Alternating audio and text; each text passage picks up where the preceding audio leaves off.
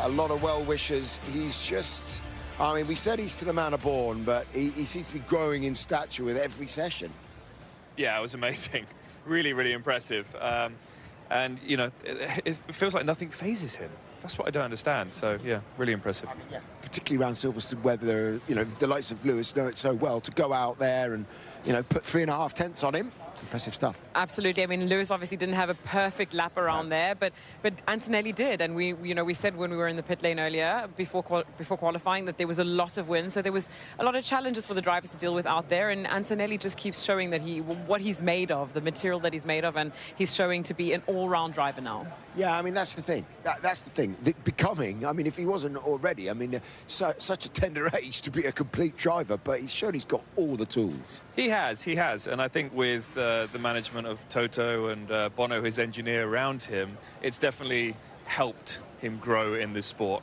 You know, I think Bono's a very calming character, which you kind of need. You know, at times through this year, Kimi has got very excited on the radio during a race. Oh, this isn't working. Oh, that's not working. And Bono's the calming voice that brings him back down to earth a little bit. And I think that's really been helpful for him this season. I mean, that's the thing. It's a nurturing environment, isn't it? They've done everything has been calculated. As you mentioned earlier, Naomi, there was that decision whether he had been brought in too early.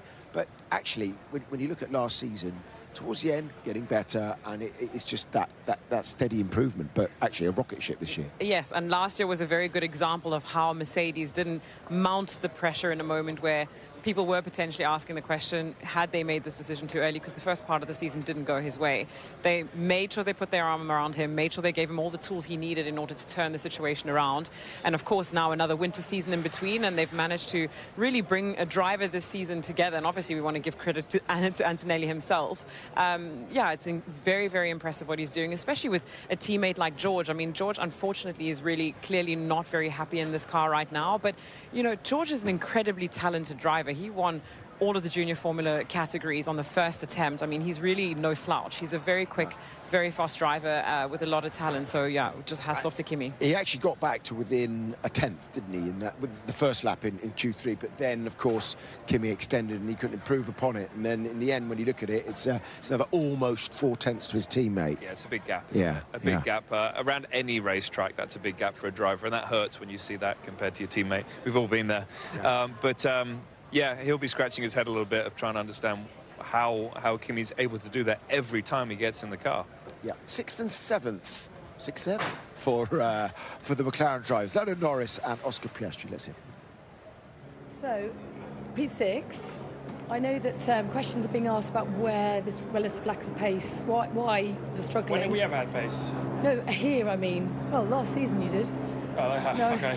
I'm talking about relative to the other teams, but is this still a hangover, do you think, of last year, that you weren't able to switch your attention fully to 26? Yeah, but we've said that, and we know it, so there's kind of no excuses from now. That's the reason why we're a little bit behind, but certainly not whatever it was now, 7 tenths, 8 tenths off. You know, this is just quite poor from our side, but a track like this is just efficiency of car at the same time. We're losing in cornering, and we're also losing a pretty insane amount in the straights. So, but that's just efficiency. That's just understanding of this car and the dynamics of this car, and the two teams that understand it better than everyone, Ferrari and Mercedes, are the guys who are way ahead. So, no excuses. We know we've not done a good enough job, but the guys and girls are working hard. We just need to play a lot of catch up. When we spoke in Monaco, you did hope to have made that catch-up by now. When do you think it will come? No, I certainly didn't think it would be coming just yet. I think we still know there's stuff coming for the future, but at the same time, we can't just develop the car. We need to out-develop everyone. You know, we need to catch up 8 tenths, and we want to be ahead by 2 tenths. So it's a mixture of a lot of things. It's still stuff that will take time, but the team know that time is not on our side. Like, we don't have all day and all week and all month to slowly understand it. We got to understand the car now, and we got to bring parts to the car as quickly as possible and quicker than every other team. So that's just the level we're having to perform at. So where does this leave you for tomorrow? Is it about damage limitation, just surviving tomorrow's race? Yeah, I mean, when you look at this, it makes me more impressed by my own job. In the sprint race. If it's 7 tenths off on a single lap, you know, the fact that we could finish P3 earlier today was pretty insane. So. Yeah, and if you hadn't had to manage fuel as well. Yeah, no, I would have only finished third. I would never have caught the guys ahead, but yeah, it's just clear. But it's just nothing we can do now. We just have to maximise our own performance. Okay, tomorrow's another day. Thank you. It is indeed. Thank you. We were just chatting to your teammate about, trying to get a level of understanding about this car. What about from your side of the garage with the old head scratching? Yeah, there was a lot of it. Yeah, just struggled a lot with rear grip. We thought we made some pretty sensible changes into qualifying, but they just didn't really have the impact we were hoping for, I guess. So, yeah, a bit of a surprise as to why it's been so tricky the whole weekend. We've been battling with the balance of the car the whole weekend, which normally I feel like we just feel like we lack grip and downforce. This weekend it's been a pretty big handful to drive the car. So yeah, hopefully we can see what we can do tomorrow and make it a little bit nicer. What is a realistic target? I think trying to beat the Red Bulls is probably the main opportunity. Maybe we can beat the Ferraris, but I'm not particularly optimistic, so we'll see what we get. I mean, the first few laps of the sprint this morning were chaos, so hopefully we can get amongst it and hang on from there. Thank you. Toto, hi, sorry, we're back on. Another satisfying day at the office with your boy Wonder? Yeah. Yeah, satisfying. I think he's impressive how he's calm and then just kills with a smile. Yeah, I mean, it's incredible. What's the key? I mean, we were just talking about him growing in every session. It seems session by session, it's just more comfortable. Yeah, it's a pleasure to watch. You can see the delta time getting faster and faster and faster, and no mistakes. And yeah, he's really performing, considering it's only his second year. He's performing on such a high level. How much changes were needed overnight? I mean, obviously yesterday it was very, very close between Lewis and Kimi, but we can see that clearly you guys had the advantage today. So any little niggles in there you can tell us what you were working on last night? Yeah, we were not happy with the car performance in the low speed corners. So it's a little bit, we changed a little bit there. The car was turning in better, and I think that made the difference. We were talking earlier that racetracks are straights, lefts and rights, but we all have bogey tracks. Except for Kimi. Why is that? I don't understand. And also how relaxed he is. I was just talking to Shove. 2009, I wasn't like that. He's so relaxed in himself and just enjoying the ride, it seems. You did pretty well. You're a world champion. I think he hasn't won the world championship yet, so we always need to consider the big picture because he's being compared to the great ones, and I think he has all the traits to be a great one, but you need to lock in the results. And yeah, he doesn't show any weaknesses. He was a little bit on the back foot, no problem. As any driver, you don't like to be sent out first. He made that comment in the pit lane and then it packed it. It's compartmentalized. It doesn't play any role in his ability to drive fast. Toto, I mean, obviously last year there were a lot of questions about whether you guys brought him into Formula One too early, and we've been discussing it as well, that you obviously believed in his potential, but this time last year it was a very different picture. So what's been the work that you've done on your side to help him get to where he is today in that short time? Yeah, he had a really bad run last year because it was 9 races in a row without any points, and George was operating very well. But I think he's probably, victim to the pressure, to the new environment that comes upon you. He was just 18. In that way, it's remarkable how he came out of the blocks at the beginning of this year. It's almost like experienced, mature driver, but he's just 19. Quick one on George. Obviously, he had that issue in first part of qualifying, which always puts you on the back foot when you put the car through the gravel. Was that just braking too late for the corner? It looked like he had push in that scenario. Yeah, I think it was probably the gust of wind was the most. Was the most obvious reason that we can find at that stage. Also, the left front wheel looks like it has so much caster, but that was all good. So it's probably a combination between a tire not 100% grippy, gust of wind, maybe a little late brake, but I haven't seen that. But in any case, it looks really weird. concerns about the Ferraris tomorrow? Obviously, fast starting, we know that, but do you feel you've got them on race pace? Yeah, I think we're going to see some yo-yoing at the beginning between the cars, which made the baby race so exciting today. You cannot discount them. In my opinion, you saw the speed that Lewis had today. We need to hope for reliability tomorrow in the race. Also, you know, we only clock those results when we cross the line. So all of that is going to play a role. So I need to ask you, and I want to get this right, so I'm going to read the quote here.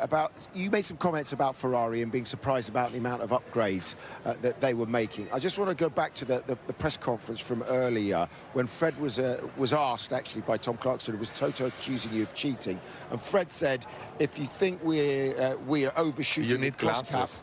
At a certain stage, your arms are not long enough anymore to help you. Do you want me to hold it? Hey, it's fine. Can you just put that there? Yeah.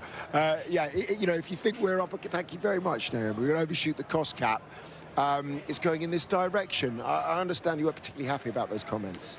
Fred is very, very emotional, and if he would have read my comments rather than just a headline, he would have seen that what I said was an observation, and would be interesting to see how much updates one can pull out at the end of the season. But you know, it's just the emotionality that we all have and being passionate about our own team's success.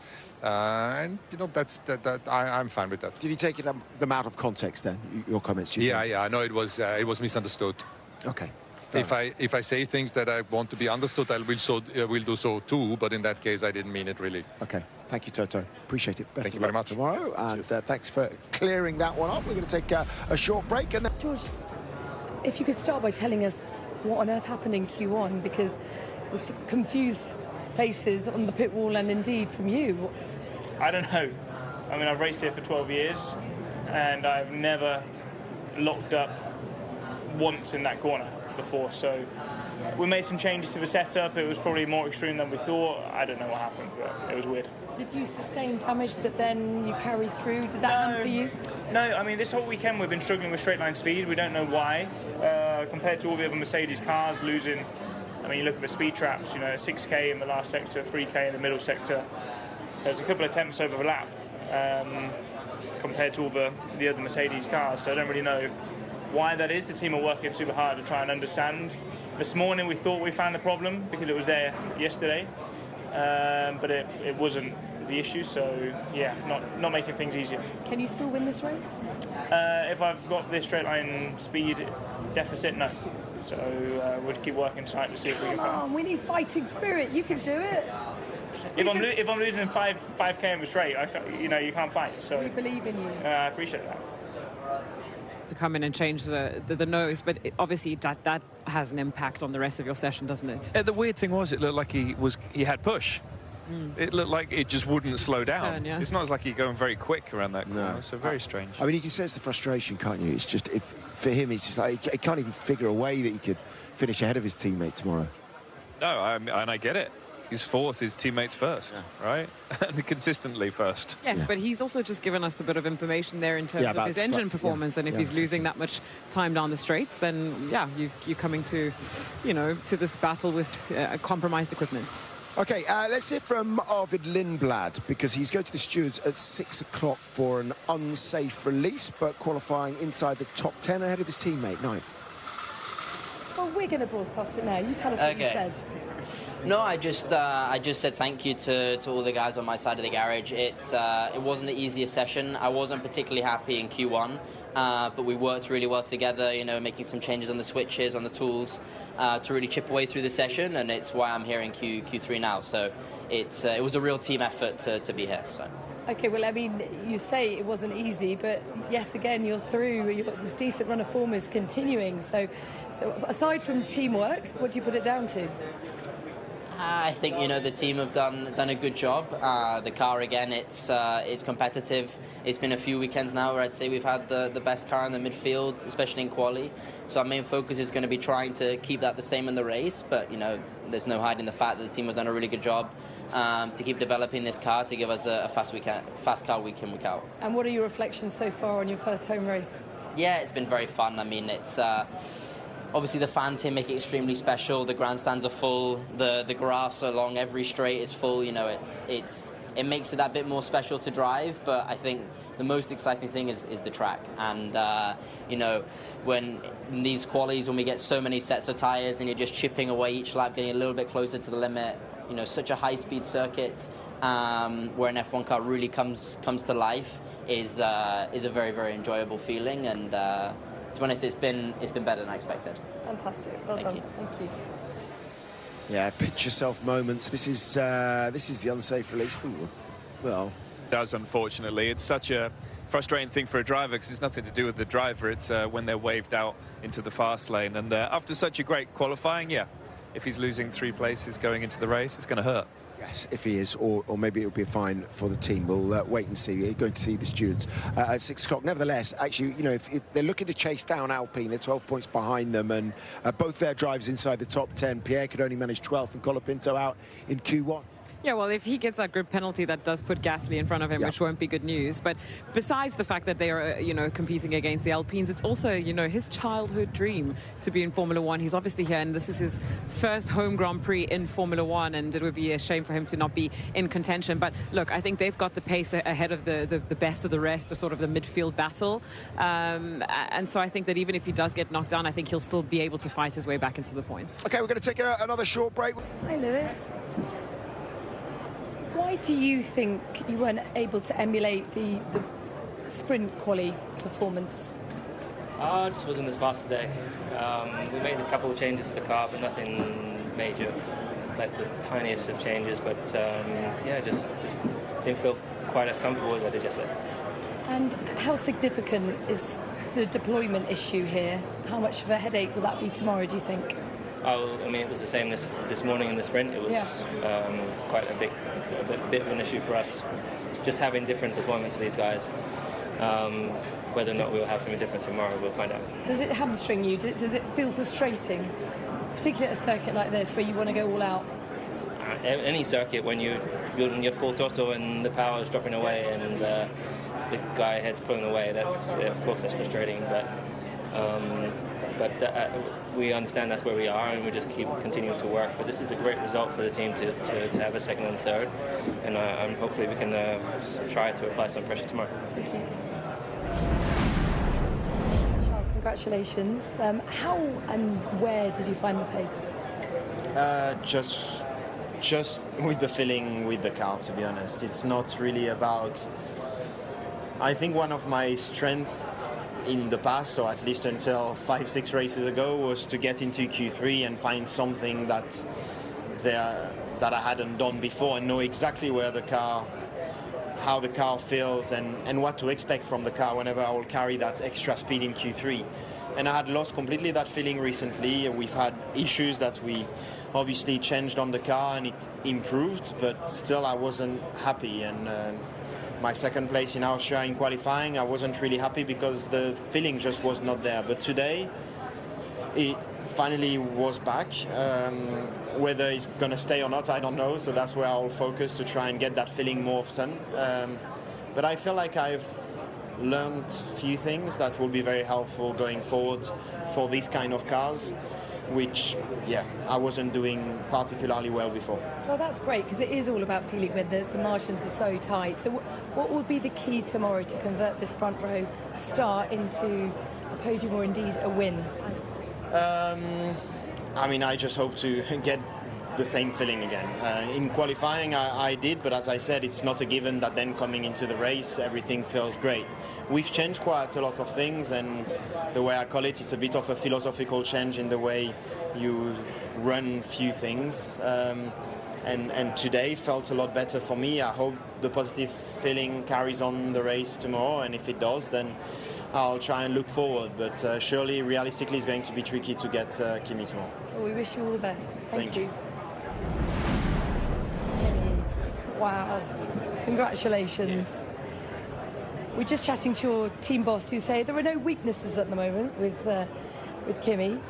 How important is it? There always are a little. Well, that's a good response. Yeah. You see, that's why you've got to keep striving for perfection. Of course. But how significant is it that you do feel so well supported within the team? Yeah, no, it's great. I think there's a really good dynamic in the team and a really good environment.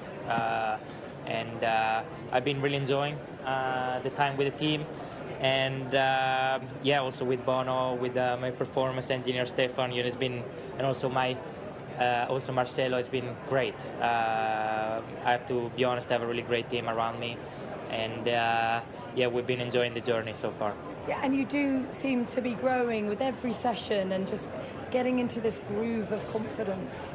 Is that how it feels? Yeah, for sure. I mean, there's still occasion and situation where I still need to learn quite a lot, but today was a good test because the wind was very gusty, was unpredictable. So together with the team, we had to work our way around a little bit. It was good because it was not a straightforward session. The start was a bit tricky, but really happy that we were able to build momentum and to just keep improving.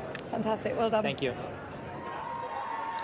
Right, should we deal in some hypotheticals? Oh, gosh. Here we go. We love a bit of hypotheticals. Here we go. You've got two Ferraris.